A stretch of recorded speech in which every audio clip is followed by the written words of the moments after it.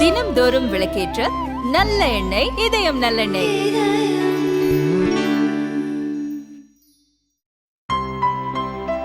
இனிமே கண்ணை மூடிட்டு கடலை எண்ணெய் வாங்கலாம். ஏன்னா மந்த்ரா கடலை எண்ணெய் இதயத்தின் தயாரிப்பு.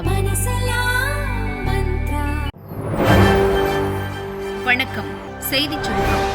அமைதியாக நடந்து முடிந்த 3ஆம் கட்ட லோக்சபா தேர்தல். லோக்சபா தேர்தல் ஏப்ரல் 19 துவங்கி ஜூன் 1 தேதி வரை 7 கட்டங்களாக நடக்கிறது. முதல் 2 கட்ட தேர்தல் முடிந்த நிலையில் 3ஆம் கட்ட தேர்தல் இன்று நடந்தது. குஜராத் உட்பட 11 மாநிலங்கள் மற்றும் யூனியன் பிரதேசங்களில் 93 தொகுதிகளுக்கு காலை 7 மணிக்கு துவங்கிய ஓட்டுப்பதிவு மாலை 6 மணியுடன் நிறைவடைந்தது. பொதுமக்கள் நீண்ட வரிசையில் காத்திருந்து ஆர்வமுடன் ஓட்டு போட்டனர். மாலை 6 மணிக்கு முன்னதாக வந்தவர்களுக்கு டோக்கன் வழங்கி ஓட்டு போட ஏற்பாடு செய்யப்பட்டது. மாலை 5 மணி நிலவரப்படி அதிகபட்சமாக மேற்கு வங்கத்தில் 73.92% ஓட்டுகள் பதிவானது. குஜராத்தில் 55.22%, கர்நாடகாவில் 66.09%, மகாராஷ்டிராவில் 53.40%, உத்தரப்பிரதேசத்தில் 55.13% ஓட்டுகள் பதிவாகின. வரும் 13, 20, 25 மற்றும் ஜூன் 1 தேதி அடுத்த கட்ட தேர்தல்கள் நடக்க உள்ளன. ஜூன் 4 தேதி ஓட்டு எண்ணிக்கை நடக்கிறது. சவுக்கு சங்கர் தாக்கப்பட்டாரா? நேரில் விசாரிக்க கோர்ட் உத்தரவு. போலீசார் குறித்து அவதூறாக பேசிய வழக்கில் கைதான சவுக்கு சங்கர் கோவை சிறையில் அடைக்கப்பட்டுள்ளார். இந்த சூழலில் அவரை சிறை வார்டன்கள் கொடூரமாக தாக்கினர். இதனால் அவருக்கு கையில் எலும்பு முறிவு ஏற்பட்டுள்ளது. கோவை சிறையில் சவுக்கு சங்கர் உயிருக்கு ஆபத்து உள்ளது என நேற்று இரவு அவரது வக்கீல் கோபாலகிருஷ்ணன் பரபரப்பு புகார் ஒன்றை வைத்தார். இது தொடர்பாக நேரடி விசாரணை நடத்த வேண்டும் என கோவை 4வது JM கோர்ட்டில் மனு செய்தார். இந்த மனு மீதான விசாரணை நீதிபதி சரவணபாபு முன் இன்று விசாரணைக்கு வந்தது. மாவட்ட சட்ட உதவி மைய வக்கீல்கள் நேரில் ஆய்வு செய்து விசாரணை அறிக்கையை தாக்கல் செய்ய நீதிபதி உத்தரவிட்டார். சட்ட உதவி மையத்தின் 3 வக்கீல்கள் கோவை அரசு மருத்துவமனை டாக்டருடன் சிறைக்கு சென்று ஆய்வு நடத்தினர். இந்த சூழலில் சவுக்கு சங்கர் சிறையில் தாக்கப்பட்டதாக பரவிய தகவலுக்கு சிறைத்துறை திட்டவட்டமாக மறுப்பு தெரிவித்துள்ளது. சிறையில் எந்த கைதியும் தாக்கப்படுவதில்லை. சவுக்கு சங்கர் சிறை அதிகாரிகளால் தாக்கப்படவில்லை. அவர் நலமாகத்தான் இருக்கிறார். அவர் தாக்கப்பட்டதாக பரவும் தகவல் உண்மையில்லை என சிறைத்துறை ADGP விளக்கமளித்துள்ளார். மாஸ் என்ட்ரி கொடுக்கும் கனமழை, இனி ஒதுங்கி நிற்கப் போகும் வெயில். தமிழகத்தில் கனமழை கொட்டும் என சென்னை வானிலை ஆய்வு மையம் கணித்துள்ளது. வளிமண்டல கீழடுக்குகளில் காற்றின் திசை மாறுபாடு நிலவுகிறது. இன்று தமிழகத்தில் ஓரிரு இடங்களில் இடி, மின்னல் மற்றும் பலத்த காற்றுடன் லேசானது முதல் மிதமான மழை பெய்யக்கூடும். நாளை நீலகிரி, கோவை, திருப்பூர், தேனி, திண்டுக்கல், விருதுநகர், தென்காசி, திருநெல்வேலி, ஈரோடு, சேலம், தருமபுரி, கிருஷ்ணகிரி, வேலூர் மற்றும் திருப்பத்தூர் ஆகிய 14 மாவட்டங்களில் கனமழை பெய்ய வாய்ப்புள்ளது. மே 9 நீலகிரி, கோயம்புத்தூர், திண்டுக்கல், தேனி, தென்காசி, விருதுநகர், திருநெல்வேலி மற்றும் ஈரோடு ஆகிய 8 மாவட்டங்களில் கனமழை பெய்ய வாய்ப்புள்ளது. நாளை முதல் மே 11 வரையிலான அடுத்த 4 நாட்களுக்கு வெப்பநிலை 2 டிகிரி செல்சியஸ் வரை குறையலாம் என சென்னை வானிலை ஆய்வு மையம் கூறியது.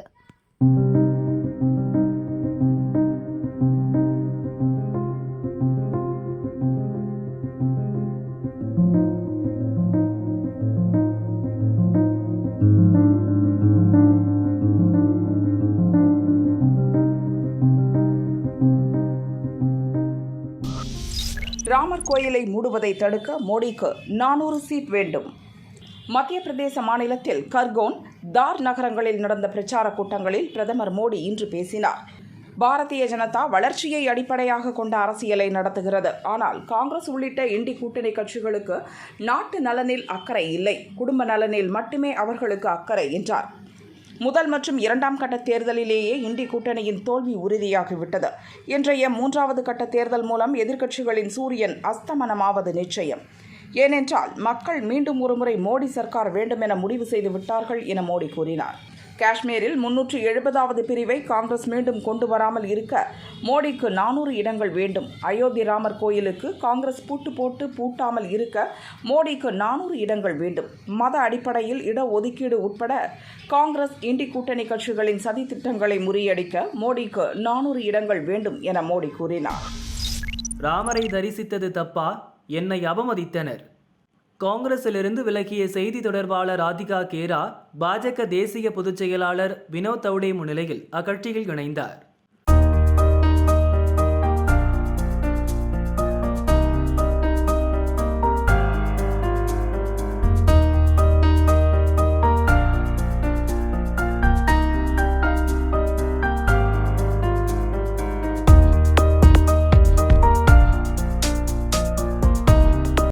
அதன்பின் ராதிகா கேரா பேட்டியளித்தார்.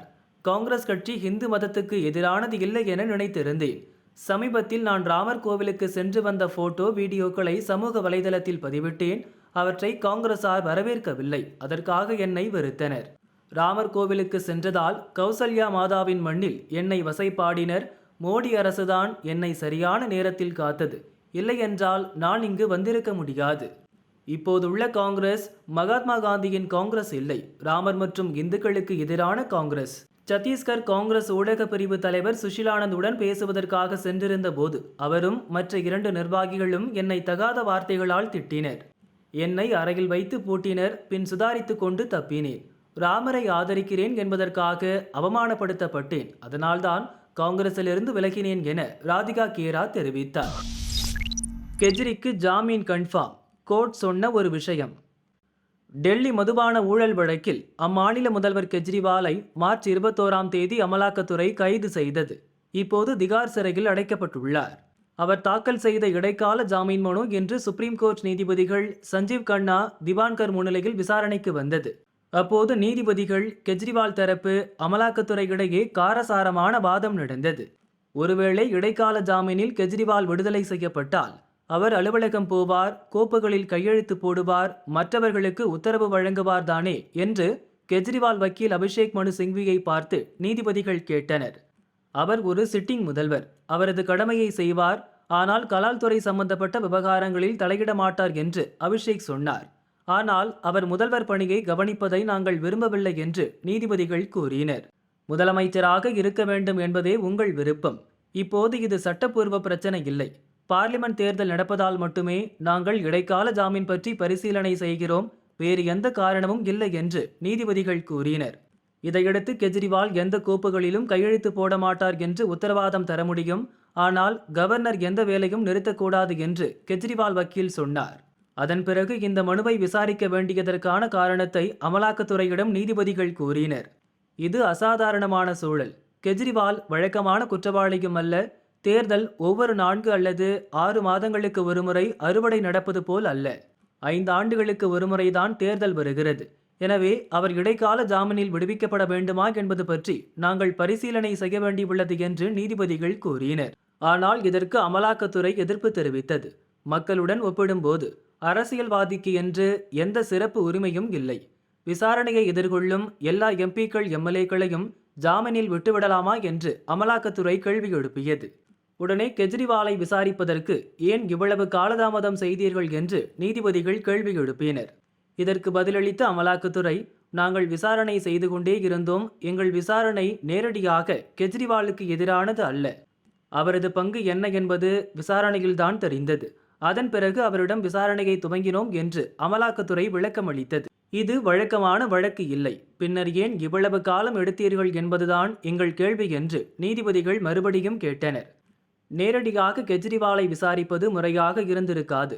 முதலில் என்ன நடந்தது என்பதை தெரிந்து கொள்ள காலம் தேவைப்பட்டது. ஒரே இரவில் அனைத்தையும் செய்துவிட முடியாது. அவர் மீதான குற்றச்சாட்டுகளை உறுதி செய்ய வேண்டியிருந்தது என்று அமலாக்கத்துறை கூறியது. எல்லா வாதங்களையும் கேட்ட நீதிபதிகள் இடைக்கால ஜாமீன் மனு மீது எந்த உத்தரவையும் பிறப்பிக்கவில்லை. நாளை மறுநாள் அல்லது அடுத்த வாரம் மீண்டும் விசாரிப்போம். அன்றைய தினம் மிகவும் கடினமான நாளாக இருக்கும் என்று நீதிபதிகள் கூறினர். இதற்கிடையே கெஜ்ரிவாலின் நீதிமன்ற காவலை மே 20 வரைக்கும் டெல்லி ரோஸ் அவென்யூ கோர்ட் நீட்டித்து உத்தரவு பிறப்பித்தது. லாரி மீது கார் மோதல், 4 பேர் மரணம். தஞ்சை மேலவீதியைச் சேர்ந்த ஈஸ்வரன், புவனேஷ் கிருஷ்ணசுவாமி, செல்வா மற்றும் கரந்தையைச் சேர்ந்த சண்முகம் ஆகிய 4 பேரும் அரியலூரில் நடந்த ஹோம நிகழ்ச்சிக்கு சென்றனர். நிகழ்ச்சி முடிந்ததும் காரில் ஊருக்கு திரும்பினர். தஞ்சாவூர் தேசிய நெடுஞ்சாலையில் ஏலாக்குறிச்சி பிரிவில் வந்தபோது சாலையோரம் நிறுத்தப்பட்டிருந்த லாரி மீது கார் மோதியது. இதில் காரில் இருந்த 4 பேரும் ஸ்பாட்டிலேயே பலியானார்கள். தகவல் அறிந்ததும் அரியலூர் மாவட்ட எஸ்பி செல்வராஜ் மற்றும் திருமானூர் போலீசார் ஸ்பாட்டுக்கு விரைந்தனர். பின்னர் பலியான 4 பேரின் சடலத்தையும் மீட்டு பிரேத பரிசோதனைக்காக அரியலூர் அரசு ஹாஸ்பிட்டலுக்கு அனுப்பி வைத்தனர்.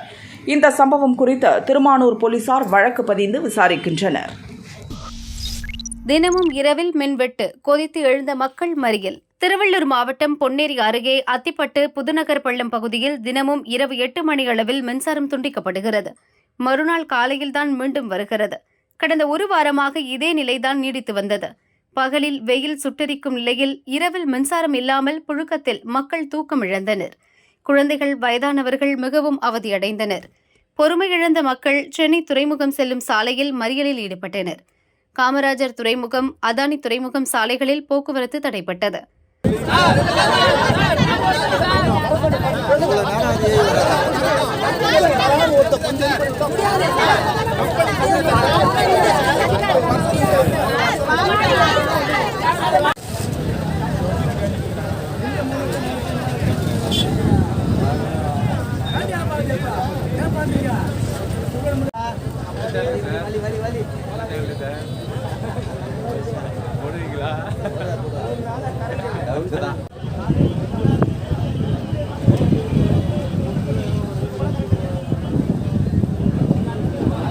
மீஞ்சூர் போலீசார் மற்றும் அத்திப்பட்டு ஊராட்சி நிர்வாகத்தினர் பொதுமக்களிடம் சமரசம் பேசினார்.